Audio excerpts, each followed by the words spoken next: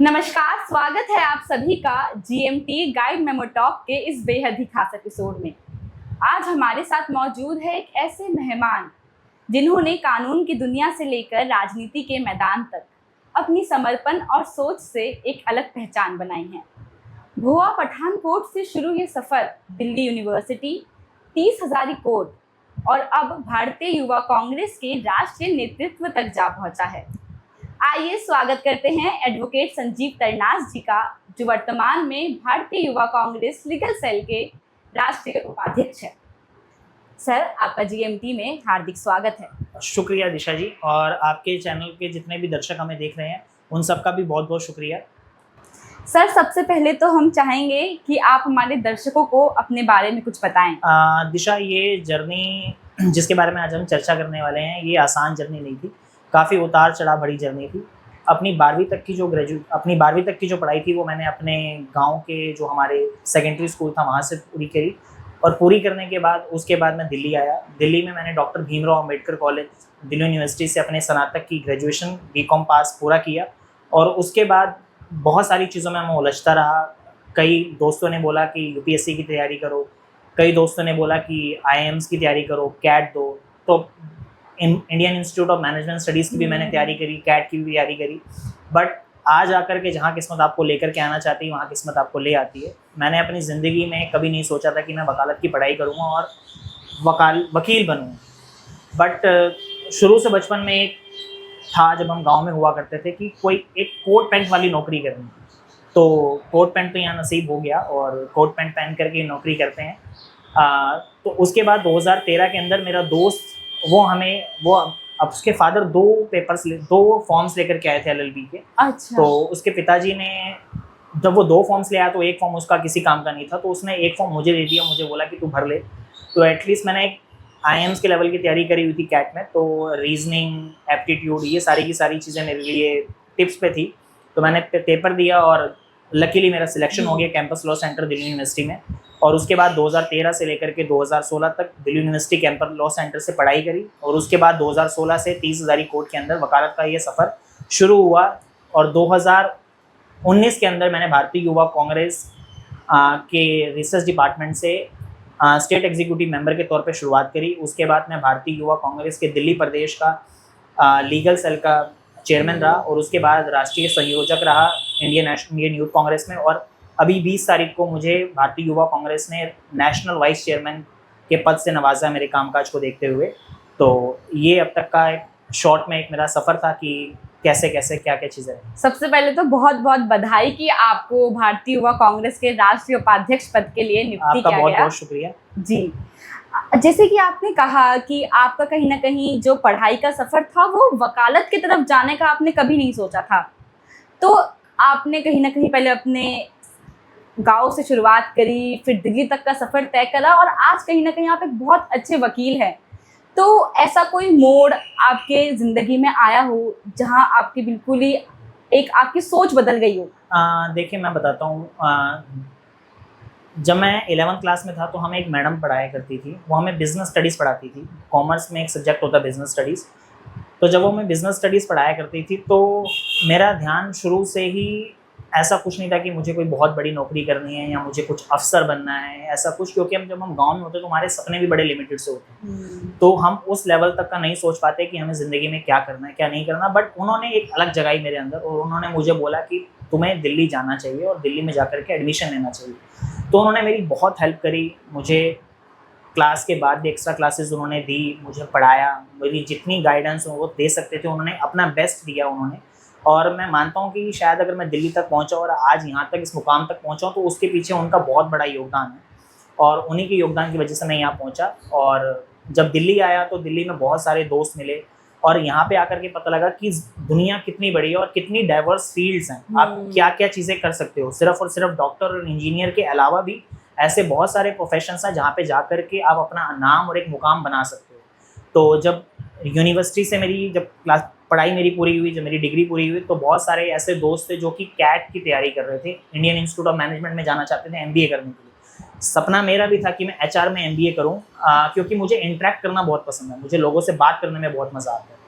और मैं चाहता हूँ कि मैं जितना ज़्यादा इंटरेक्ट कर सकूँ तो मैं लोगों से उतना इंटरेक्ट करने की कोशिश करता हूँ। मतलब ये चीज़ मेरे अंदर बचपन से ही है कि मैं इंटरेक्ट बहुत ज़्यादा करता हूँ लोगों से। मतलब ऐसा नहीं कि मुझे अपनी उम्र के लोग चाहिए इंटरेक्ट करने के लिए, मुझे छोटे बच्चे मिलते हैं मैं उनसे भी इंटरेक्ट करता हूँ, बड़े बुजुर्ग मिलते हैं तो उनसे भी कुछ ना कुछ सीखने को मिलता है। तो इस तरीके से ये पूरा का पूरा कारवां चलता रहा। और चलने के बाद जब आईएम्स के अंदर मेरा नहीं हो पाया, फिर मैंने Indian Institute of Foreign Trade दिया, Indian Institute of Foreign Trade में मेरा नहीं हो पाया, तो अल्टीमेटली कुछ और बचा नहीं था। यहाँ तो ये था कि मैं दोबारा उठ करके गाँव वापस चले जाऊँ और वहाँ जा करके कुछ और तलाशूँ। बट 3 साल के अंदर मैंने इतनी दुनिया देख ली थी कि मेरा दोबारा जाने का, वापस जाने का मन नहीं था। तो मैंने घर वालों से झूठ बोला कि मेरा फैकल्टी ऑफ मैनेजमेंट स्टडीज़ में एडमिशन हो गया है और मैं अब 2 साल यहाँ पे एमबीए करूँगा। और उन 2 साल मैंने campus law centre Delhi university में लगाया। तो फिर घर वालों का क्या रिएक्शन था जब घर वालों को तो बहुत लेट पता लगा। घर वालों को लेट इसलिए पता लगा क्योंकि मैंने अगस्त 2013 में जब मैंने एडमिशन लिया उसके बाद से मैंने इंटर्नशिप शुरू कर दी थी। तो मैं डेली 30,000 ही कोर्ट जाया करता था और बीच बीच में जो गैप्स होते थे लेक्चर्स के तो मैं 30,000 ही आ जाता था इंटर्नशिप करने के लिए। तो जब 2 साल पूरे हुए तो घर वालों ने पूछा कि क्या हुआ, तो मैंने बोला कि मेरी एक सब्जेक्ट में बैक आ गई और मुझे 1 साल दोबारा लगाना पड़ेगा। तो घर वालों को इतना समझ नहीं था, तो उनको लगा कि हो सकता है बड़ी पढ़ाई है तो हो सकता है ऐसा हो गया। बट एक हमारे रिश्तेदार थे, उन्होंने देख लिया एक दिन मुझे कोर्ट में तो उन्होंने मेरे घर वालों को बता दिया कि आप तो कह रहे थे कि आपका लड़का एमबीए कर रहा है बट वो तो कुछ और ही कर रहा है। तो फिर मैंने घर वालों को बताया कि ऐसा ऐसा। बट शुरुआत में घर वाले बहुत ज़्यादा परेशान थे, उनको समझ में नहीं आ रहा था कि किस तरीके से क्या होगा कैसे नहीं होगा, क्योंकि परिवार में कोई वकील नहीं था और पूरी की पूरी जनरेशन में कभी कोई वकील नहीं रहा, दूर दूर तक कोई वकील नहीं है हमारे परिवार में। तो बड़ा एक चैलेंजिंग था क्योंकि लोग डराते थे कि वकालत जो है जब आप बूढ़े हो जाते हो तब आपकी वकालत चलती है, नाम बनाना बड़ा मुश्किल है, कमाना बहुत मुश्किल है, आप सारी ज़िंदगी सिर्फ और सिर्फ सीनियर के पीछे फाइलें उठा करके घूमते रहोगे। बट लकीली वो मेरे साथ नहीं हुआ, भगवान ने हाथ पकड़ करके रखा और बड़े बुजुर्गों का आशीर्वाद था कि ये सारी चीज़ों का सामना नहीं करना पड़ा। 2017 के अंदर जब मेरा एनरोलमेंट हुआ, नवंबर 2016 में मेरा जब एनरोलमेंट हुआ तो उसके बाद मैंने अपनी प्रैक्टिस करना शुरू करा। और शुरुआत के 6-7 महीने का टाइम पीरियड काफ़ी ज़्यादा दिक्कतों भरा था, जिसमें आप ये मान करके चलो कि कभी कभी ऐसे ख्याल भी आया कि मैं वकालत छोड़ करके घर वापस चले जाऊँ या कोई और जॉब देख लूँ। बट अल्टीमेटली कि जब जहाँ चाह वहाँ रहा, तो भगवान भी आपका साथ देते हैं अगर आपकी नीयत अच्छी होती है तो लकीली उस टाइम पे मैं ओला का सिटी लीगल हेड बन गया था। तो ओला की जितनी भी गाड़ियाँ होती थी सुपरदारी की वो मैं रिलीज़ कराता था। तो उस पैनल की वजह से मैं काफ़ी आगे तक आया। फिर धीरे धीरे करते करते जब आप रिजल्ट देना काम लोगों को शुरू करते हो, मैंने एक चीज़ देखी है इस प्रोफेशन में, अगर आप अपनी ज़ुबान के पक्के हो और आप जो बात बोल रहे हो अगर वही रिजल्ट ओरिएंटेड निकल करके आ रही है तो लोग आपके ऊपर बिलीव भी करते हैं, इर्रिस्पेक्टिव आपकी उम्र क्या है क्या नहीं। तो धीरे धीरे करते करते ये कारवां आगे बढ़ता रहा और आज आपके सामने बैठे। आपने शुरुआत में एक बात कही कि जब आप एक गांव में थे, आप जब स्टडीज कर रहे थे 11th-12th की, तब कभी आपने सोचा भी नहीं था कि आप इतना कुछ करेंगे। पर आज आप बहुत आगे बढ़ चुके हैं कहीं ना कहीं, और भगवान ने भी बहुत साथ दिया आपका, क्योंकि बहुत कम लोगों के साथ ऐसा होता है कि वो इतने आगे निकल जाए। तो आप उन गांव के बच्चों के लिए क्या कहना चाहेंगे, उन्हें क्या बताना चाहेंगे कि आपकी वो एक हिम्मत ना तोड़े और वो भी बाहर निकल के एक सपने देखने के लिए सोचे, सपने देखे वो? देखिए, देश में सिर्फ एक ही चीज़ अब तक फ्री है, वो है सपने देखना, जिसके ऊपर कोई टैक्स नहीं है, कोई जीएसटी नहीं है। हाँ। तो सपने देखने चाहिए और उन सपनों को पूरा करने के लिए हिम्मत भी करनी चाहिए, क्योंकि देखिए सपने तो हर कोई देखता है। अगर एक बच्चा जो कि रोड पे सो भी रहा है तो वो भी रात को सपने देखता है कि मैं महल में सोया हूँ, बट उस महल तक पहुँचने के लिए उसको मेहनत करनी पड़ती है, घर से बाहर निकलना पड़ता है, अपना कंफर्ट जोन आपको छोड़ना पड़ता है। जब तक आप अपना कंफर्ट जोन नहीं छोड़ोगे तब तक आप उस मुकाम पे नहीं पहुंच सकते जिस मुकाम पे आप पहुंचना चाहते हो, क्योंकि जब तक आप सपना ही बड़ा नहीं देखोगे तो उसको पूरा करने के लिए आप एफर्ट क्या लगाओगे। तो मेरा यही कहना है कि ये डिपेंड नहीं करता कि आप गांव से हो, टायर 1 सिटी से हो, टायर 2 से हो, टायर 3 से हो। ये देखा जाता है कि आपके अंदर जज्बा कितना है, क्योंकि मैंने बहुत सारे ऐसे लोगों को देखा जो टायर 3 सिटीज से उठ करके आए और उन्होंने बहुत बड़े बड़े नाम कमाए, बहुत बड़े बड़े मुकाम कमाए। तो ये देखा जाता है कि आपके अंदर लगन कितनी है और आप अपने सपनों को पूरा करने के लिए कितना विश्वास करते हो और कितनी मेहनत करते हो। ये सारी की सारी चीज़ें उन चीज़ों पर डिपेंड करती है। वैसे वो तो ठीक है, आपने एक चीज बोली कि आपको जो लॉ का फॉर्म था वो आपके दोस्त के पिताजी ने लाके दिया, तो क्या आपके दोस्त आज लॉ कर रहे हैं? नहीं, मैं बताता हूँ। वो उस टाइम पे वो मास कम्युनिकेशन कर रहा था। अच्छा। तो अब दिल्ली यूनिवर्सिटी में क्या है कि दिल्ली यूनिवर्सिटी से कैंपस लॉ सेंटर से लॉ करना बहुत सारे लोगों का सपना रहता है, और अगर अभी भी आप देखेंगे तो पूरे ऑल ओवर इंडिया के अंदर टॉप 1 या टॉप 2 की यूनिवर्सिटी में रैंक करता है faculty of law campus law centre. तो बहुत सारे लोग हर साल अपनी किस्मत आजमाते हैं कि एडमिशन हो जाए और उसके बाद हम वकालत परस्यू कर सकें। तो उसके एक फॉर्म तो वो खुद ले आया था परचेज करके, एक उसके पिताजी लेकर के आ गए थे उसके लिए, तो एक उसका फॉर्म बर्बाद जा रहा था। और उस टाइम पे मैं भी ये सोच रहा था कि अब आगे करूँ क्या, क्योंकि आईएम्स में एडमिशन नहीं हुआ, एमबीए मैं कर नहीं पा रहा, तो अब करूँ क्या, वापस जाऊँ या यहीं पे रुकूँ। तो उसने मुझे बोला कि मेरे पास एक फॉर्म पड़ा हुआ है, तो तू अगर चाहता है तो मैं वो फॉर्म तेरे को दे सकता हूँ। तो मैंने उसको बड़ा क्लियरली बोला कि मैं तेरे को फॉर्म के पैसे नहीं दूंगा, अगर तू देना चाहता है तो दे दे, तो दे क्योंकि दे। इतनी हालत ख़राब हो चुकी थी, क्योंकि घर वालों से आप पैसे नहीं ले रहे हो और हालत इतनी ख़राब हो जाती है कि एक टायर 1 सिटी के अंदर आपको सर्वाइव करना पड़े तो बहुत मुश्किल हो जाती है। तो उसने मुझे बोला कि ठीक है, मेरा तो बर्बाद ही जा रहा, तू भर दे। मैंने भर दिया, लकीली मेरा एडमिशन हो गया, उसका एडमिशन नहीं हो पाया। तो अभी वो प्राइवेट सेक्टर में जॉब कर रहे हैं, एमएनसी के अंदर असिस्टेंट मैनेजर है।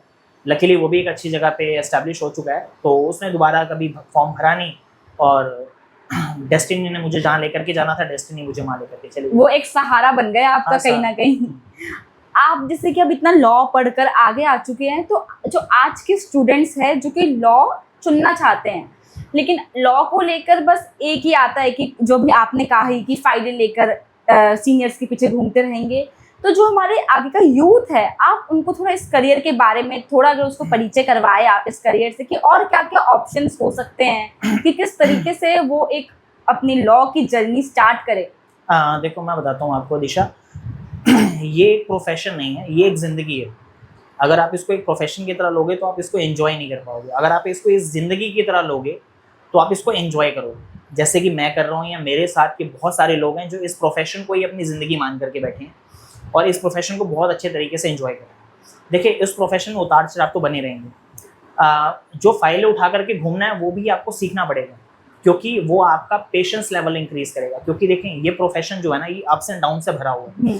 आपको हर महीने केसेस नहीं मिल जाएंगे कि लोग आएंगे और आपको फाइलें देंगे कि वकील साहब हमारा मुकदमा कर दो, तो ये आपके साथ नहीं होने वाला। ऐसे ऐसे दौर भी आएंगे कि महीनों तक आपके पास काम नहीं आ रहा और आपको सर्वाइव करना, तो वहाँ पे आपका पेशेंस लेवल आपको जिंदा रखेगा इस प्रोफेशन में। तो इनिशियल टाइम पे ऐसा होने वाला है। अगर आप सोचोगे कि नहीं, मैं गया कोर्ट के अंदर और मेरे पास एक मल्टी बिलियनियर आया और उसने मुझे बोला कि जी मेरे मुकदमे आज से आप करोगे, तो ऐसे ही अगर आप लाइफस्टाइल सोच करके आ रहे हो या टीवी चैनल्स पे जैसे आप देखते हो, फिल्मों को देख करके आ रहे हो, तो ये प्रोफेशन आपके लिए नहीं है। सोचो, उसके बाद आओ, क्योंकि ये प्रोफेशन 24 घंटे 7 दिन वाला प्रोफेशन है। क्योंकि मैं आपको बताता हूँ, जब 2013 में मैंने इंटर्नशिप शुरू करी थी, तो 2013 से लेकर के आज तक मैं बहुत सारे फैमिली फंक्शंस मिस कर देता हूँ अपने काम के लिए, क्योंकि जो आदमी मुझे पैसा दे रहा है उसको वो काम उसी तारीख पे चाहिए। हाँ। वो मेरे लिए अपना काम 3 महीने बाद, 6 महीने बाद या 1 साल बाद क्यों कराएगा? ठीक है, उसने पैसा देना, आपसे भी काम कराना, मुझसे भी कराना, किसी से भी कराना। अगर मैं वो काम नहीं करके दे रहा तो मेरी इमेज डाउन जा रही है, और जब आपकी इमेज डाउन गई तो इट मीन्स आप समझ के चलो कि वो क्लाइंट तो कटेगा, आपके साथ 5 क्लाइंट और काट के जाएगा। वो कभी किसी को रेकमेंड नहीं करेगा कि वो आपके पास आए। तो आपको ये समझना पड़ेगा कि ये जो प्रोफेशन है, ये 24 घंटे 7 दिन वाला प्रोफेशन है। यहाँ पे आप मना नहीं कर सकते हो। अगर क्लाइंट आपको रात को 2 बजे बोलता है कि सर मेरे साथ ये घटना घट गई है, मुझे आपकी ज़रूरत चाहिए, आप उसको ये नहीं बोल सकते कि मैं सुबह मुझे कॉल करूँ। उसको ज़रूरत उस टाइम है, तो उस टाइम पे ही आपको उसकी मदद करनी पड़ेगी। तो आपको 24 घंटे 7 दिन अवेलेबल होना पड़ेगा। बहुत सारे फैमिली फंक्शंस को छोड़ना पड़ेगा। मैं आजकल देखता हूँ, क्योंकि तकरीबन 8 साल हो गए मुझे प्रैक्टिस में, तो मैं देखता हूँ कि बहुत सारे ऐसे यूथ हैं कि जो एनरोलमेंट करा के आते हैं और अपनी प्रैक्टिस करना शुरू कर देते हैं। मैं उनको गलत नहीं कहता, बट आपको पहले बेसिक सीखना पड़ेगा कि आप जब कोर्ट में जा रहे हो तो आपको किस तरीके से ड्रेस्ड होना, आपके पहनावे का ढंग कैसा होना चाहिए जब आप कोर्ट में जा रहे हो। मैं देखता हूँ बहुत सारे यूथ है जो आजकल वो जो ड्रेस है उनकी वो शॉर्ट ड्रेस होती है, पैंट जो होती है वो काफ़ी ऊपर होती है, नैरो करा लेते हैं। ठीक है, जो उनके जूते हैं वो थोड़े अजीबोगरीब स्टाइल के होते हैं। आजकल से फैशन आ ही रहा है। तो आप कोर्ट में फैशन करने नहीं जा रहे, आपको ये समझना पड़ेगा कि आप कोर्ट में जा रहे हो तो आपको अदब के साथ पेश होना पड़ेगा, आपको इज्जत करनी पड़ेगी डाइस की, आपको बेसिक एटिकेट्स होने चाहिए कि आपको जैसा आपको किस तरीके से एड्रेस करना है। तो अगर आपके अंदर बेसिक एटिकेट्स नहीं होंगे तो आप जो रिलीफ लेने जा रहे हो वो रिलीफ आपको नहीं मिलने वाली। क्योंकि देखिए, ज़माना ये है कि इज्जत दोगे तो इज्जत मिलेगी। अगर आप दूसरे वाले को इज्जत नहीं दोगे तो दूसरा आदमी आपको क्यों इज्जत देगा? तो इसीलिए बहुत ऐसी बेसिक चीज़ें हैं जो आपको प्रैक्टिस से ही सीखने को मिलेंगी। और सिखाएगा कौन? आपका जो गुरु होगा। आजकल मैं देखता हूँ कि जो नए नए बच्चे आ रहे हैं वो अपने गुरुओं की इज्जत नहीं करते। जब हम थे, अगर हमारे सीनियर ने हमें बोला कि संजीव ये काम कर दो, तो हम इफ एंड बट नहीं किया करते कि ये क्यों कर दें। और आजकल मैं देख रहा हूँ कि बच्चे बहुत ज़्यादा इफ एंड बट करते हैं। पेशेंस नाम की चीज़ नहीं है बच्चों के अंदर। बहुत जल्दी वो मल्टी मिलियनेयर बनना चाहते हैं, जो कि पॉसिबल नहीं। ये प्रोफेशन, हाँ, आप एक बिल्कुल एक्सेप्शन हो कि भगवान की आपके ऊपर बहुत बड़ी कृपा हो गई, आप छा गए, वो एक अलग सिचुएशन है। बट हर बार आपके साथ ऐसा नहीं होगा, ठीक है। 99.99% केसेस के अंदर आपको मेहनत करनी पड़ेगी, और जितना आप मेहनत करोगे, जितना आपके अंदर पेशेंस होगा, जितना आप अपने गुरुओं से सीखोगे, क्योंकि एक आदमी जिसके पास 30 साल की वकालत का तजुर्बा है, जब तक आप उसके पास बैठोगे नहीं, उससे बात नहीं करोगे, तो वो आपको गुर कहाँ सिखाएगा। 30 साल का तजुर्बा, आप समझो कि अगर आप किसी बड़े बुजुर्ग के पास भी बैठते हो तो वो भी कुछ आपको ऐसी ऐसी बातें बता देते हैं जो आपको सीखने के लिए 30 साल का समय लगेगा। तो आप उनके साथ आधा घंटा बैठे हो, उन्होंने आपको 30 साल का तजुर्बा निचोड़ निकाल करके दे दिया, जो आप अपनी प्रैक्टिस के अंदर या अपनी रोज़मर्रा की ज़िंदगी के अंदर निकाल सकते हो। तो आपको पहली बात तो आपको लोगों की बातें सुननी आनी चाहिए। ये नहीं कि हर वक्त आपने सुनाना ही। मानता हूँ वकालत में आपको कोर्ट में जाकर के बोलना है, बट आपको सुनना आना चाहिए। आपको एक अच्छा लिसनर होना बहुत ज़रूरी है, क्योंकि जब तक आप सुनोगे नहीं, आप जवाब क्या दोगे। और अगर आप ढंग से सुनोगे ही नहीं तो ढंग से जवाब ही नहीं दे पाओगे। तो इसीलिए आपको एक अच्छा लिसनर होना चाहिए, पेशेंस आपके अंदर होना चाहिए, और आपके जो बड़े हैं, जो आपसे वकालत में बड़े हैं, उनकी इज्जत की करनी चाहिए, जो कि मैं देखता हूँ आजकल बहुत कम हो गई है। बच्चे इज्जत नहीं करते हैं, जो कि एक कॉज ऑफ कंसर्न भी है। आपके जो ड्रेस एटिकेट्स हैं वो भी प्रॉपर तरीके से नहीं है। आपको फैशन करना है, आपके पास 5 बजे के बाद का समय है, जब कोर्ट बंद हो जाती है, आप जितना जी भर के जो फैशन करना चाहते हो आप करो, उसमें आपको कोई नहीं रोक रहा। बट जब आप कोर्ट में आ रहे हो तो ये आपकी रिस्पॉन्सिबिलिटी है कि जब आप कोर्ट में आओ तो कोर्ट में बिल्कुल वेल ड्रेस्ड होकर के आओ, एटिकेट्स के साथ आओ। जज साहब से जब कोई भी बात करो तो आपको पता होना चाहिए आपको किस तरीके से बात करनी है, और आपको एक बेसिक अंडरस्टैंडिंग ऑफ लॉ होनी चाहिए। क्योंकि बहुत सारी मैं ऐसे देखता हूँ कि बहुत सारे बच्चे हैं जो कि अलग अलग यूनिवर्सिटी से लॉ करते हैं, कॉलेज नहीं जाते हैं, कोर्ट में आ जाते हैं, बट आपके पास एक बेसिक अंडरस्टैंडिंग ऑफ लॉ होनी चाहिए कि आपको किस मुद्दे पे क्या बात करनी है, क्या बात नहीं करनी। क्योंकि हम बहुत सारे ऐसे जजमेंट्स देखते हैं, डेली सुनने में आती है, बार एंड बेंच से देख लो, कि ऐसे ऐसे यूजलेस पिटीशंस होती हैं, यूजलेस पिटीशंस होती हैं, यूजलेस मुकदमे होते हैं। तो वो आप देखने को मिलते हैं क्योंकि आपके पास एक बेसिक अंडरस्टैंडिंग ऑफ नॉलेज नहीं है। तो जब तक आपके पास बेसिक अंडरस्टैंडिंग ऑफ नॉलेज नहीं होगी तो आप किस तरीके से कोर्ट में परस्यू कर पाओगे, तो वो बहुत मुश्किल है। और पेशेंस तो मतलब आप मान के चलो, ये एक बहुत इंपॉर्टेंट फैक्टर है। अगर आपके अंदर पेशेंस नहीं है तो आप सर्वाइव नहीं कर सकते, तो ये प्रोफेशन आपके लिए नहीं है। इट्स बेटर कि आप कुछ और खोजो, किसी कॉर्पोरेट हाउस में चले जाओ, वहाँ पे लीगल एडवाइज़र बन जाओ, या कोई गवर्नमेंट जॉब कर लो, या पैनल एडवोकेट के तौर पे चले जाओ। बट ये सारी चीज़ें करने के लिए अगर आपको करनी है, पेशेंस तो वहाँ पे भी चाहिए, क्योंकि आप वहाँ पे किसी सीनियर के अंडर होगे, सीनियर भी आपको डांट लगा सकता है, तो आपके अंदर सब्र करने का तो पेशेंस होना चाहिए एटलीस्ट। तो पेशेंस तो मतलब किसी भी लाइफ में, किसी भी जर्नी में अगर आपको आगे बढ़ना है तो पेशेंस तो आपको चाहिए। लेट्स सपोज अगर आपको यहाँ से दिल्ली से गुड़गांव जाना और रास्ते में ट्रैफिक लगा हुआ, तो वहाँ पे भी तो आपको पेशेंस करना ही पड़ेगा। तो पेशेंस तो एक की फैक्टर है जो आपको चाहिए अगर आपको किसी भी प्रोफेशन में मास्टर्स करनी है। बहुत अच्छा कहा कि आपने। सबसे एक अच्छी बात मुझे लगी आपकी कि वकालत में ना लोग बहुत ज़्यादा कंफ्यूज हो जाते हैं कि मैं एक वकील हूँ तो मेरी सुनो, कि कहीं ना कहीं लोगों को रहता है कि जजमेंट आप दोगे, पर उस जजमेंट तक पहुंचने के लिए मुझे बोलने दो लोगों। और आज का जो यूथ है जो सोशल मीडिया पे ही निर्भर है, कहीं ना कहीं वो तो आजकल पढ़ाई भी सोशल मीडिया से, वो एक अच्छा फैक्टर है कि सोशल मीडिया से पढ़ाई हो रही है, पर लोग सीख कितना रहे हैं वो कुछ कह नहीं सकते हम। देखो, उसके पीछे का एक कारण है दिशा। सोशल मीडिया पे जो सारी की सारी जानकारी आ रही है वो सारी की सारी जानकारी सही नहीं है, ठीक है। हम बहुत सारी ऐसी जानकारी भी देखते हैं जो गलत है, क्योंकि बहुत सारे ऐसे क्रिएटर्स भी हैं जिनको लॉ के बारे में कोई नॉलेज नहीं है, बट वो लॉ को लेकर के रील बना रहे हैं। जो उनका बैकग्राउंड भी लॉ नहीं है वो भी लॉ को लेकर के रील बना रहे हैं। तो आप समझो, जिसका बैकग्राउंड लॉ को लेकर के नहीं है, जिसको लॉ की कोई नॉलेज नहीं है, और वो लॉ को लेकर के रील बनाएगा, तो दूसरे लोगों के ऊपर उसका क्या असर पड़ेगा आप समझ सकते हो। तो अगर आपको कोई भी, अगर आप रील से जानकारी ले रहे हो, किसी यूट्यूब चैनल से देख रहे हो, तो आप एटलीस्ट देख लो कि वो जो ऑथर है, जो आपको जानकारी दे रहा है, जो क्रिएटर है, उसका बैकग्राउंड लॉ से जुड़ा हुआ है भी या नहीं। और सबसे अच्छा लॉ स्टूडेंट्स के लिए है कि आप बेयर एक्ट को पढ़ो, क्योंकि जो बेयर एक्ट्स होते हैं उसके अंदर कानून की संपूर्ण जानकारी है। ये जो आपने जो भी एक्ट बोला इसके बारे में आप थोड़ा बता सकते हैं? बेयर एक्ट क्या होता है कि जैसे जब जो भी हमारे लेजिस्लेचर जो भी हमारा कानून बनाते हैं उसको नोटिफाई करते हैं राष्ट्रपति जी, उसके बाद वो कानून बनता है। तो नोटिफाई जो नोटिफिकेशन होता है ना, उसी को बेरेक्ट कहते हैं। अच्छा। उसको उसी को बेरेक्ट कहा जाता है। उसके अंदर क्या है कि बेयर फॉर्म लिखी होती है कानून की, जिसको आप अपने तरीके से इंटरप्रेट करते हैं। तो अगर आपको कोई जानकारी चाहिए तो आप बेरेक्ट पढ़ो। बेरेक्ट आप पढ़ सकते हो, सुप्रीम कोर्ट की जजमेंट्स आप उनको पढ़ो, ठीक है, लॉ को पढ़ो। आप जिन लोगों का बैकग्राउंड लॉ से एसोसिएटेड ही नहीं है, आप उन लोगों की बातें सुन करके उन्हीं चीज़ों को कानून मान करके चल रहे हो, तो मेरे हिसाब से ये सही बात नहीं है। एटलीस्ट आप उन लोगों की बात सुनो जिनका बैकग्राउंड लॉ है, उनको लॉ के बारे में सटीक जानकारी है या नहीं है, एटलीस्ट क्रॉस वेरीफाई तो करो। आपने एक रील सुनी, आप उस रील के बेसिस पे कुछ करके आ गए, तो उसके लिए वो जिम्मेदार नहीं है। ये आपकी भी रिस्पॉन्सिबिलिटी बनती है कि आप उसको क्रॉस चेक तो एटलीस्ट करो। और अगर आप एक लॉ स्टूडेंट हो तो ये आपका दायित्व है कि आपको बेरेक्ट पढ़ना ही पढ़ना है। आप बेरेक्ट पढ़ो, सुप्रीम कोर्ट की जजमेंट्स हैं वो पढ़ो, हाई कोर्ट की जजमेंट्स हैं आप वो पढ़ो। रोज कोर्ट में जाओ, आपको नई नई चीज़ें सीखने को मिलेंगी। आप जब जाकर के कोर्ट में बैठोगे तो आपको बहुत सारी चीज़ें सीखने को मिलेंगी। आपको सिर्फ और सिर्फ किताबों से सीखने को नहीं मिलने वाला। जो आप क्लासरूम में पढ़ते हो और जो आप कोर्ट में आकर के सीखते हो, दोनों में ज़मीन आसमान का फ़र्क है। अगर आप ये सोचो कि मैं क्लासेस से पढ़ करके मैं वकील बन गया और मैं जाकर के प्रैक्टिस शुरू कर दूं, तो आप बहुत बड़ी गलतफहमी है। आप क्लासरूम की पढ़ाई तो करनी है एक डिग्री लेने के लिए। डिग्री लेने के बाद आपका एनरोलमेंट होगा, एनरोलमेंट के बाद आपका ऑल इंडिया बार एग्जामिनेशन होगा। ऑल इंडिया बार एग्जामिनेशन देने के बाद आप प्रैक्टिस करने के लिए एलिजिबल होते हो। उससे पहले आप प्रोविजनली एनरोल्ड होते हो। AIB क्लियर करने के बाद आप एनरोल्ड हो जाते हो प्रॉपर तरीके से। उसके बाद आप अकेले केसेस लड़ सकते हो। तो आपके पास बेरेक्ट्स हैं, सुप्रीम कोर्ट की जजमेंट्स हैं, आप कोर्ट जाओ, कोर्ट जा करके सीखोगे, आपके सीनियर्स आपको कुछ सिखाएंगे, आपके जो यार दोस्त हैं वही आपको कुछ सिखाएंगे, क्योंकि हर तरीके का केस आपके पास नहीं आने वाला। अगर मुझसे कोई पूछे कि मेरे पास हर तरीका का केस आता है, तो नहीं हो सकता है। मेरे कुछ ऐसे यार दोस्त उनके पास बहुत अच्छा केस कोई आया हो, तो वही मुझे कुछ ना कुछ सिखा दें।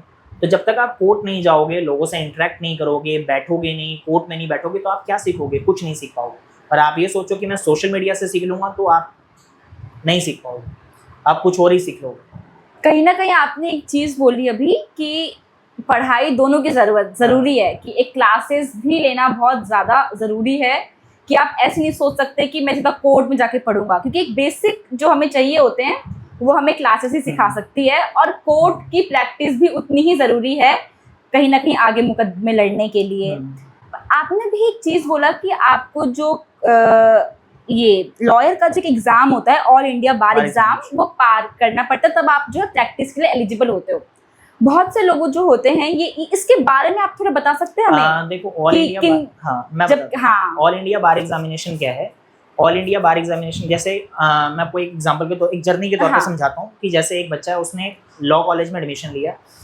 अब लॉ कॉलेज जो है वो 5 ईयर की LLB भी कराता है आपको और 3 साल की LLB भी कराता है। अब 5 साल की LLB किन के लिए होती है? जो बच्चे 12th पास हैं और वो 12वीं के बाद LLB करना चाहते हैं, तो उनकी 5 ईयर LLB होती है। और कुछ बच्चे ऐसे होते हैं जिन्होंने ग्रेजुएशन कर लिया, अब वो लॉ करना चाहते हैं, तो उनकी जो LLB है वो 3 साल की है। तो जब आपने लॉ में एडमिशन लिया और जब आप अपने फाइनल ईयर आपने कंप्लीट कर लिया, आपके एग्जाम्स पास हो गए, आपको मार्कशीट मिल गई, फुल एंड फाइनल मार्कशीट मिल गई, उसके बाद अगर आप वकील बनना चाहते हो तो आप बार काउंसिल में जाकर के अप्लाई करते हो। और बार काउंसिल में जाने के बाद आप अपने सारे के सारे डॉक्यूमेंट उसके साथ अनेक्स करते हो उस फॉर्म के साथ, और वो बार काउंसिल में सबमिट कराते हो। हर बार काउंसिल की जो फीस है वो अलग अलग है। अब वहाँ सबमिट कराते हो, फीस जमा कराते हो, और उसके बाद वो आपको प्रोविजनली एनरोल्ड कर देते हैं। प्रोविजनली एनरोल्ड का मतलब ये है कि उन्होंने आपको स्टेट बार काउंसिल के जो उनका रोल है उसमें उन्होंने आपका नाम डाल दिया और आपको एक एनरोलमेंट नंबर उन्होंने दे दिया। वो सब्जेक्ट टू होता है कि आपको ऑल इंडिया बार एग्जामिनेशन क्लियर करना पड़ेगा। वो सिर्फ 2 साल तक ही वैलिड होता है। उसका कहना सिर्फ इतना सा है कि आपको ऑल इंडिया बार एग्जामिनेशन क्लियर करना पड़ेगा और आपको 2 साल का वक्त दिया जाता है। आप 2 साल तक किसी सीनियर के साथ जिन्होंने ऑल इंडिया बार एग्जामिनेशन क्लियर किया हुआ है उनके वकालतनामे पे साइन करा के या उनके साथ आप केसेस लड़ सकते हो। और जिस मोमेंट आप ऑल इंडिया बार एग्जामिनेशन क्लियर कर लेते हो, आप एक अपने आप अकेले होकर के भी मुकदमे लड़ सकते हो। आपको किसी सीनियर की रिक्वायरमेंट वकालतनामे के लिए नहीं है। तो ये ऑल इंडिया बार एग्जामिनेशन क्लियर करना बहुत मैंडेटरी है आपके लिए। मैं वही आगे आ रही थी कि ये मैंडेटरी है, मतलब कि आपको अगर आगे प्रैक्टिस करना है लॉ, आपके लिए बहुत मैंडेटरी। अगर जैसे कि बहुत से लोग कर लेते हैं पर ये एग्जाम ना कर पाए, तो उसके अलावा कोई इससे रिलेटेड कोई देखिए, बहुत इजी एग्जाम होता है। मेरा ये मानना है कि अगर आपने 3 साल कॉलेज में एवरेज अगर पढ़ाई करी है, मैं ये नहीं कहता कि आप टॉपर होने चाहिए इस एग्ज़ाम को क्लियर करने के लिए। अगर आपने एक एवरेज पढ़ाई करी है और आपने बेरट किताब खोल करके पढ़े हैं, आपने कॉलेज में किताब खोली है और आपने पढ़ी है और आपको पता है कौन सा सेक्शन क्या कहता है, तो आप इजीली ये एग्ज़ाम क्लियर कर सकते हो। और अगर इसके बाद भी आप इस एग्ज़ाम में भी फेल हो जाते हो तो फिर तो भगवान मालिक। जैसे कि आप पहले कॉमर्स बैकग्राउंड से थे, फिर आपने बीकॉम करी, अभी कॉम और बीकॉम के बाद आप, क्योंकि कहीं ना कहीं 12वीं के बाद जब बच्चे अपनी फील्ड चेंज करते हैं तो फिर भी वो एक बार के लिए कोप अप कर लेते हैं उन चीज़ों के साथ। और कॉमर्स में अकाउंट्स मेन है, बिजनेस स्टडीज भी है, मेरे को पता है, पर कॉमर्स नंबर्स पे चलता है कि आपको कैलकुलेशंस करनी पड़ती है। और जहाँ तक मुझे पता है कि बीकॉम में मोस्टली 11th-12th का बेस को ही वो थोड़ा आगे बढ़ाते हैं और उसके बाद सीधे लॉ पे चले जाना और फिर वहाँ से कोप अप करना। तो आपके किन किन चैलेंजेस का आपको सामना करना देखो, पड़ा? दिशा, मैं वही बता रहा था ना कि ये डेस्टाइंड है सारी की सारी चीज़ें। डेस्टाइंड इसलिए है क्योंकि मैंने अपनी लाइफ के अंदर वो चीज़ें फील करी हैं, तो मैं इसलिए मान के चलता हूँ कि लाइफ के अंदर बहुत सारी चीज़ें डेस्टाइंड है जिनके ऊपर आपका कंट्रोल नहीं है। बहुत सारे लोग जब हमारा पॉडकास्ट देखेंगे तो वो कहेंगे कि नहीं, डेस्टाइंड नाम की कोई चीज़ नहीं होती, बट अल्टीमेटली डेस्टिनी है जो आपको जहाँ लेकर के जाना चाहती है वो आपको अल्टीमेटली वहाँ लेकर के चले जाती है। क्योंकि मैंने अपने पूरी लाइफ जर्नी में देखा और मैंने बहुत सारे लोगों को देखा कि जो सोचते कुछ थे अल्टीमेटली उनकी लाइफ के साथ हुआ कुछ हो। तो ऑलरेडी सारी चीज़ें प्री प्लान है, क्या होना है क्या नहीं होना, तो सब कुछ डेस्टाइंड है। मैं आपको बताता हूँ, जब 12th मैंने पास की और उसके बाद जब मैं दिल्ली आया तो उस टाइम पे CPT बहुत हुआ करता था। हाँ जी, CA का एग्जाम, CA? हाँ, CA का एग्जाम बच्चे देते थे। अच्छा। और उसके लिए एक कॉमन एप्टीट्यूड टेस्ट होता है जिसको CPT बोलते थे, अच्छा, कॉमन CPT। प्रोफिशिएंसी टेस्ट, हाँ समथिंग जी। ऐसा कुछ, अगर मैं गलत कह रहा हूँ तो। CPT होता था, तो CPT के बेस पे आपको IPCC की ट्रेनिंग होती थी, मतलब CA के सेकंड लेवल की ट्रेनिंग होती थी। अच्छा, आप अगर एग्जाम क्लियर कर ले तो आपकी 18 महीने की ट्रेनिंग होती थी, उसके बाद 6 महीने आपको पढ़ना पड़ता था और फिर आपका लेवल 1 और लेवल 2 की पढ़ाई आप करते थे। तो मैंने 3 बार दिया और मैं तीनों बार फेल हुआ। यहाँ वकील की पढ़ाई कर दी। तो वहाँ मुझे समझ में आ गया कि ये चीज़ मेरे लिए नहीं है। मेरे लिए मैंने 3 बार दिया, हर बार मैं देता था, 6-6 महीने की गैप में CPT होता था। अच्छा अच्छा, मैंने 1.5 साल ठीक है। बर्बाद किया। अल्टीमेटली मैं कॉलेज में था बट मैं देता था, तो मुझे उस टाइम पे समझ में आ गया कि ये मेरे लिए नहीं है, क्योंकि मैं कितना समय और लगाऊंगा। क्योंकि मेरे साथ के जितने लोग थे जिनका पहली बार में निकल गया था, उन्होंने अपनी 6 महीने और 12 महीने की ट्रेनिंग भी कंप्लीट कर ली थी, तो मैं बहुत पीछे जाता जा रहा था। तो बहुत सारे, ऐसा नहीं है कि जो सक्सेस है वो एकदम से मिल गई, बहुत सारे फेलियर्स है इसके पीछे। मतलब ऐसे ऐसे फेलियर्स हैं कि मतलब अगर मैं सोचूं तो मुझे नहीं पता कि मैं यहाँ तक कैसे पहुँचा और ये सारी की सारी चीज़ें कैसे हुई। तो बहुत सारे फेलियर्स हैं। CA एग्ज़ाम नहीं हो पाया, फेल हो गया। उसके बाद गवर्नमेंट जॉब्स की प्रिपरेशन में भी टाइम बर्बाद किया, नहीं हो पाया, बहुत जगह फेल हुआ। उसके बाद इंडियन इंस्टीट्यूट ऑफ मैनेजमेंट की तैयारी करने की सोची, नहीं हो पाया। Indian Institute of Foreign trade नहीं हो पाया, SCMHRD नहीं हो पाया। तो आप समझो कि मतलब डेस्टिनी थी कि मुझे वहाँ नहीं जाना। और लॉ का एंट्रेंस एक बार में दिया और एक बार में हो गया, तो ये ऑलरेडी डेस्टाइन था ना कि मुझे आना ही लॉ में था। क्योंकि अगर वो पहले हो जाता तो मैं शायद किसी और प्रोफेशन में होता। अगर CA हो जाता, अगर CA में CPT क्लियर हो जाता तो शायद मैं CA की पढ़ाई कर रहा होता, CA बन गया होता, या क्या हुआ होता मुझे नहीं पता। ठीक है, यहाँ अगर IIM में एडमिशन हो गया होता तो MBA कर रहा होता, या SCMHRD में होता, कहीं MBA कर ली होती, HR मैनेजर होता, कुछ होता। बट वो सारी की सारी चीज़ें ऑलरेडी डेस्टाइन थी कि मुझे करना क्या अपनी लाइफ में। तो भगवान ने कुछ सोचा हुआ था ऑलरेडी कि तेरे लिए ये सोचा हुआ, तूने यही करना है, तो इसलिए भगवान ने कहीं और जाने की ज़रूरत ही नहीं करी। तो जब एक बार मैंने एंट्रेंस एग्ज़ाम दिया, मेरा नंबर आया, मेरा एडमिशन हुआ। एडमिशन के बाद अपने आप रास्ता खुलना शुरू हुआ। बहुत सारे अच्छे अच्छे लोग मिले जिन्होंने बोला कि UPSC की तैयारी कर ले, तो 1.5 महीना UPSC की तैयारी भी करी, बट UPSC की तैयारी में भी मज़ा नहीं आया। फिर हमारे एक सर होते थे, मनदीप नाम है उनका, वो आजकल MIT में पढ़ाते हैं, प्रोफेसर हैं MIT यूनिवर्सिटी में। तो उन्होंने मुझे बोला कि तू अब आ ही गया है तो एटलीस्ट इंटर्नशिप करना शुरू कर दो। तो अब हमारा क्या होता, कॉलेज के लेक्चर्स के बीच में गैप होता था 1-1, 2-2 घंटे। अच्छा अच्छा। तो कुछ एक अच्छे सीनियर मिले, उन्होंने बोला कि जब तेरा गैप होता तो तू अब तब आ जाएगा। तो मैं तब चले आता था, कुछ 1-2 घंटे कुछ सीखने को मिलता था, सीख लिया करता था। तो धीरे धीरे करते करते ये जर्नी चलना शुरू हुई। और उस बीच में आप ये मान के चलो कि मैं सुबह 9 बजे कोर्ट जाता था, 2 बजे वापस आता था, 3 बजे से लेकर के रात को 10 बजे तक ट्यूशन्स पढ़ाता था। अच्छा। होम ट्यूशन रहता था लोगों को। फिर 10 बजे 11 बजे सो जाता था खाना वाना खा करके। तो ये पूरा का पूरा सिलसिला 2013 से लेकर के 2013 से 2011 से लेकर के ये पूरा सिलसिला चला 2016 तक। तो ये 5 साल का मतलब एक इतना चुनौती भरा टाइम पीरियड था कि जिसमें अगर हिम्मत छोड़ देता या मैं कुछ आगे करने के बारे में नहीं सोचता तो शायद हम यहाँ बैठ कर के पॉडकास्ट रिकॉर्ड नहीं कर रहे होते और शायद आज कुछ होता ही आप नहीं। हाँ, जैसे कि अब आजकल के बच्चे हैं, आपने भी देखा होगा कि बहुत से ऐसे बच्चे हैं कि जो बहुत नॉर्मल प्रॉब्लम है, ये प्रॉब्लम नहीं है पर ठीक है, 12वीं तक कुछ बच्चे टॉपर रहते हैं कि मतलब कि 96-97% आ रही है उनकी, एक रूटीन बना हुआ है पढ़ाई करने का। लेकिन जब वो आगे कॉलेज जाते हैं तो वो राह भटक जाते हैं, कहीं ना कहीं वही बच्चे सबसे ज़्यादा पीछे होते जा रहे हैं। तो आप उन बच्चों के लिए क्या बोलना चाहेंगे थोड़ा? देखो एक्चुअल में मेरा ना, मुझे ये जो मार्किंग का सिस्टम है ना, ये समझ में नहीं आता शुरू से कि 90% वाले बच्चे जो हैं वो अलग रहेंगे, 80% वाले अलग रहेंगे, 75% वाले बच्चे अलग रहेंगे, यहाँ जो बिल्कुल ग्रेस मार्क्स से पास हुए हैं वो अलग रहेंगे। देखो, आप किसी भी एक एग्ज़ाम से किसी भी बच्चे का फ्यूचर जज नहीं कर सकते। तो ये जो पूरा का पूरा जो सिस्टम, ग्रेडिंग सिस्टम है, ये मुझे समझ में नहीं आता शुरू से। मैं अपने कॉलेज में या स्कूल में कोई टॉपर नहीं था, मैं भी एवरेज ही था, ठीक है, एवरेज से थोड़ा सा ऊपर कह लो, बट हाँ एवरेज ही था, एवरेज थोड़ा सा ऊपर कह करके चल सकते हो आप। तो मुझे ये समझ में नहीं आता क्योंकि ये ना आपके ऊपर एक प्रेशर क्रिएट करता है। क्योंकि आप समझो कि एक बच्चा जो कि 99% लेकर के 12th में आया और उसके बाद वो SRCC चला गया। अब SRCC में वो जब SRCC गया तो उसको अपने से ज़्यादा पढ़े लिखे बच्चे मिले, ठीक है। अब एक टाइम पे तो दिल्ली यूनिवर्सिटी की जो कट ऑफ थी वो 99.99 भी जा रही थी, आपने देखा होगा। तो आप समझो कि प्रेशर कितना क्रिएट हो जाता है और उसी प्रेशर के अंदर आप राह भटकने का काम करते हो। तो मेरे हिसाब से ग्रेडिंग सिस्टम होना ही नहीं चाहिए। आपको सिर्फ और सिर्फ और बच्चों को हमेशा अपनी स्किल के ऊपर काम करना चाहिए जिसमें उनको मज़ा आए। क्योंकि अल्टीमेटली देखो, लाइफ जो है ना वो बहुत बड़ी है। लाइफ 2 साल 4 साल या 10 साल की नहीं है कि आपको 10 साल तक ही समझौता करना अपनी ज़िंदगी के साथ। आपको अपने प्रोफेशन के साथ कभी समझौता नहीं करना चाहिए। मेरा मानना ये है कि अगर आपको एक कार मैन्युफैक्चरर बनने में मज़ा आता है ना, आपको गाड़ियाँ डिज़ाइन करने में मज़ा आता है, तो आपको गाड़ी डिज़ाइन नहीं करना चाहिए। क्योंकि उससे क्या है कि आपको कम से कम ये फैक्टर नहीं रहेगा कि यार मैं गलत तो नहीं कर रहा कुछ। आपको इनकम नहीं भी आ रही तो एटलीस्ट कम से कम आपको ये तो लगेगा ना कि यार मैं गलत तो नहीं कर रहा।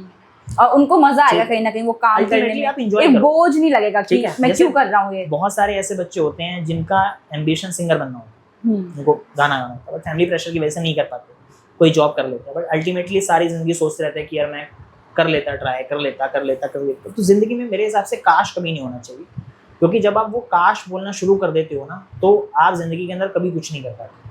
तो आपका जो मन करे आपको वो करना चाहिए। मेरा मानना तो ये है, क्योंकि मेरी भी छोटी बेटी है, तो मैं भी चाहता हूँ कि उसका जो मन करता है वो करे। मैं उसके ऊपर कुछ थोपूं ना जिंदगी में कि उसको क्या करना है। मैं उसको ये बताऊँ कि तेरे लिए ये सही है, ये गलत है। मैं उसको सही गलत की पहचान करना सिखा दूँ। तो मेरे हिसाब से पेरेंट्स को भी अपने बच्चों को सही गलत की पहचान करना सिखाना चाहिए, रेदर देन कि अपने सपने उनके ऊपर थोपने चाहिए। क्योंकि अल्टीमेटली जिंदगी उन्होंने गुजारनी है, प्रोफेशन उनका होना चाहिए, कमाना उन्होंने उस प्रोफेशन के अंदर, और एक सेल्फ सेटिस्फेक्शन होनी चाहिए जो आप काम कर रहे हो। अगर आपको उस काम से 50,000 मिल रहे हो और एक आदमी कोई और दूसरा काम कर रहा हो और उसको लाख रुपए मिल रहे हैं, तो अगर आपको अपने 50,000 से सेटिस्फेक्शन है, वर्क सेटिस्फेक्शन होना बहुत ज़रूरी है। अगर आप सेटिस्फाइड नहीं हो तो आप इंजॉय नहीं कर पाओगे, और जब आप इंजॉय नहीं कर पाओगे तो आप प्रोडक्टिविटी नहीं इंक्रीज कर पाओगे। तो अल्टीमेटली जब प्रोडक्टिविटी इंक्रीज नहीं होगी तो आपकी इनकम कैसे इंक्रीज होगी? अल्टीमेटली आपको वर्क सेटिस्फेक्शन होना बहुत ज़रूरी है। और यही बात मैं बहुत सारे लॉ स्टूडेंट्स को भी बोलता हूँ जो मेरे पास इंटर्नशिप करने के लिए आते हैं। तो मैं उनको यही बोलता हूँ कि आप लिटिगेशन क्यों करना चाहते हो?